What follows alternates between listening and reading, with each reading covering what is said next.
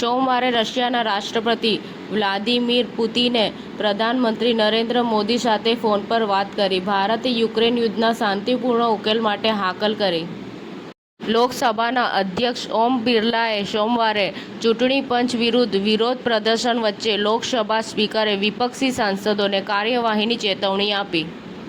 અલાસ્કામાં Putin સાથે મુલાકાત બાદ ડોનાલ્ડ ટ્રમ્પે રશિયા પર મોટી પ્રગતિનો દાવો કર્યો. અમદાવાદમાં ગરબા પ્રેમીઓ માટે ધ નવરાત્રિ સોશિયલ દ્વારા ખાસ ગરબા વર્કશોપ અને માહિતી પ્લેટફોર્મનું લોન્ચ કરવામાં આવ્યું છે.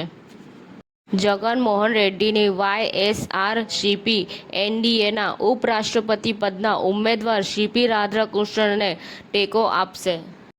મુખ્યમંત્રી શ્રી ભૂપેન્દ્ર પટેલે પવિત્ર શ્રાવણ માસના અંતિમ સોમવારે સોમનાથ મહાદેવના દર્શન પૂજન કર્યા.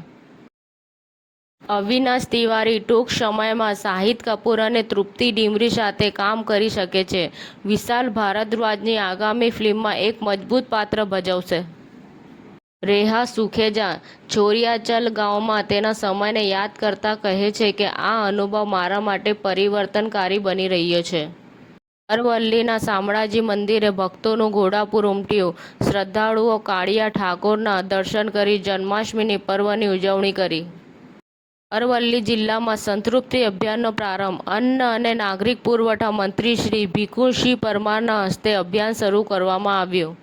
યામાહાના hybrid range scooter smart track અને ધ્યાનાકર્ષક નવા કલર સાથે લોન્ચ કરાયા.